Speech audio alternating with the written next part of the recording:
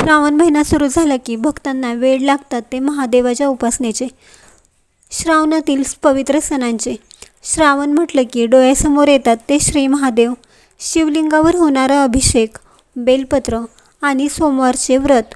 परंतु यंदाच्या श्रावणातील एक दिवस भक्तांसाठी विशेष आहे, कारण 17 ऑगस्ट सोमवार या दिवशी नागपंचमी आणि श्रावणी सोमवार हे दोन्ही एकाच दिवशी येत आहे.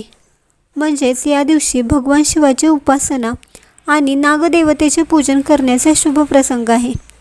नागपंचमी आणि पहिला श्रावण सोमवार यांची पूजा कशी करावी, उपवास करणाऱ्यांनी कोणती काळजी घ्यावी, या सर्व प्रश्नांची सविस्तर माहिती आज आपण या व्हिडिओमध्ये बघणार आहोत. त्यामुळे व्हिडिओ शेवटपर्यंत बघा.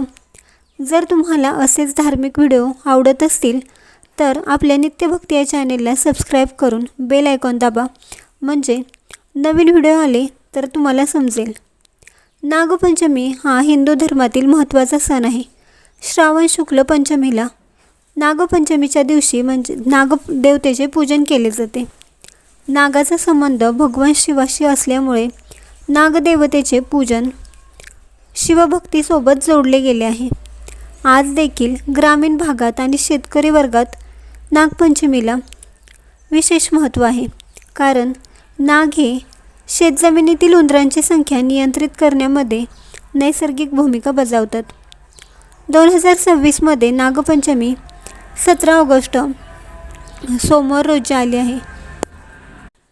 सोमवार हा दिवस भगवान शिवाला समर्पित आहे आणि नागदेवतेशी भगवान महादेवांचे असलेले नाते आपल्या सर्वांना माहीत आहे. त्यामुळे या दिवशी सकाळी भगवान शिवाचे पूजन करून नागदेवतेचे पूजन केले जाते. तसेच या दिवशीच नागदेवतेची प्रतिमा किंवा मातीचा नाग बनवून त्यांचे पूजन करावे. नागदेवतेसमोर तुपाचा दिवा लावावा आणि हळद, कुंकू, अक्षता अर्पण कराव्यात. तुमच्याजवळ वारूळ असेल तर दूध अर्पण करावे आणि मनोभावे प्रार्थना करावी. परंतु जिवंत सापांना दूध पाजण्याचा प्रयत्न करू नये, ते फक्त वारूळ असेल तेथे ठेवावे. तसेच या दिवशी जमीन खोदणे, नांगरणे टाळावे. जिवंत सापांना पकडून त्रास देऊ नये.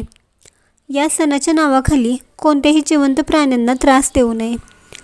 नागपंचमी आणि श्रावणी सोमवार एकाच दिवशी येत असल्यामुळे महादेवांची पूजा करण्यासाठी सकाळी स्नान करून स्वच्छ पांढरे कपडे घालावीत.